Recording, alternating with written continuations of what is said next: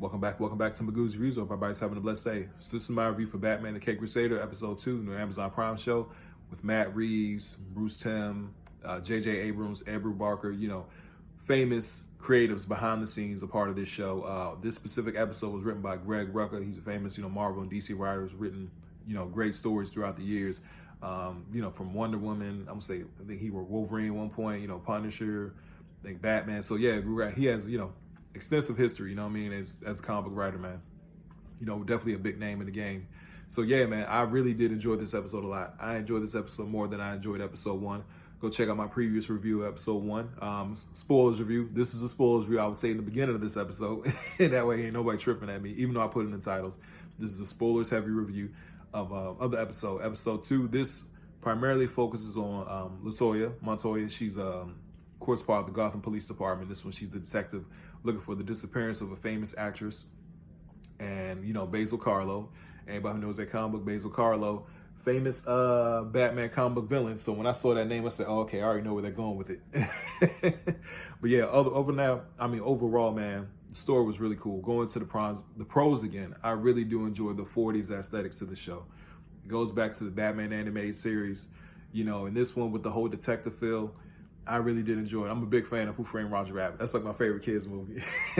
Hey, look, I grew up on that movie, man. So I really did enjoy the whole detective, the mystery I feel of this. She's trying to trying to find this young lady, find the disappearance of her and stuff like that.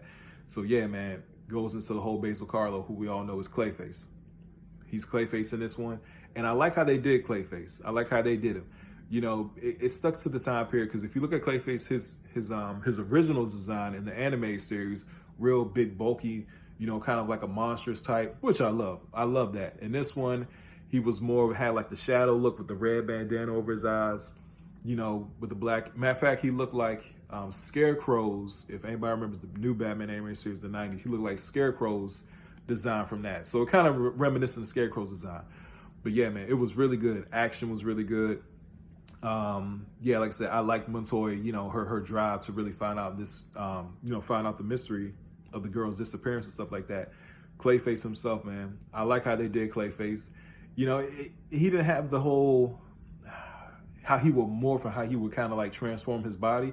Nothing like that. It was more realistic. They grounded it. And it made me think, because I heard rumors that Matt Reeves wanted to use Clayface as a villain in his movies. Now seeing this episode, I can see how they can make it work. I see how they can make it work, because Basil Karlo had an infatuation with this actress. Come to find out, of course, he was the one who set everything up. Of course, killing people, the missing bodies and everything, and transforming his face, to, of course, mimic those people. It was very good, man. I thought it was very good. Like I said, overall pros, really cool. I love Batman's detective work, of course, because I think Batman is the world's greatest detective, so it was great seeing him do more so detective work. But he takes a back seat in this episode. This episode is more so focused on Montoya and her, her drive to, figure out this case and everything like that. Yeah, so that was really good, man. Of course, love the action, the animation. The animation, it's a little slicker. It's a little slicker, you know what I mean? I don't think, what's the word I'm looking for? The animation is slicker, the action is good. So that plays overall great effect to the show.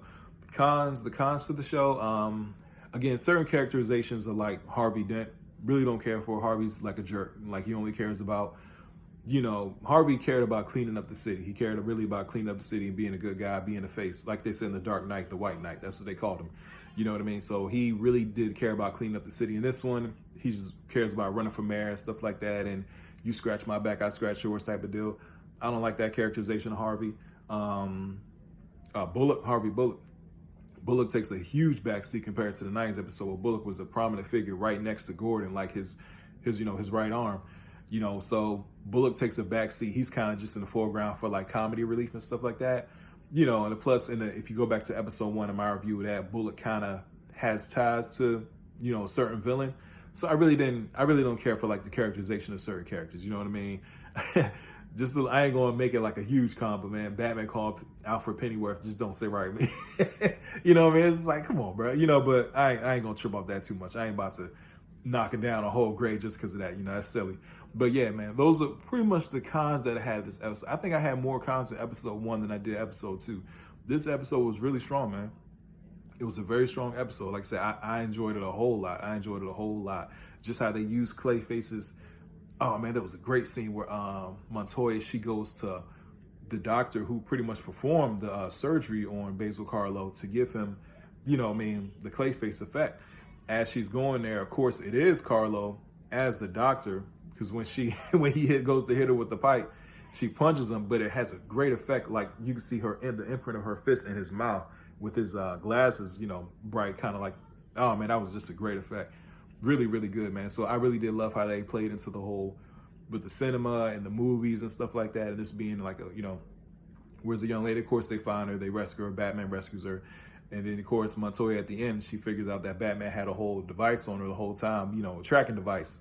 And she's like, I know you can hear me, this ain't over between us, that kind of whole deal. Another thing, Lucius Fox. Lucius Fox comes in and he's Bruce's lawyer. In this, he makes a small cameo in the beginning, but Lucius Fox is like Bruce's lawyer. So that was, like, okay, I ain't gonna trip off it. Overall, like I said, I really did enjoy this episode. I think it goes back to the writing. I thought it had a really good writer on there, who knows comic books, he knows superheroes. So yeah, this was a lot better than episode 1 in my personal opinion. If you haven't seen it, go check it out, man. Check out, the episode. Please don't forget to like, share, and subscribe to the channel. Leave a comment in the comment section. Tell me what you guys think about this episode. If you have seen it, if you have not, if you're excited for the show, hey, let me know. Like I said, I love to engage with my audience. I hope everybody has a blessed day, and I'll see you soon.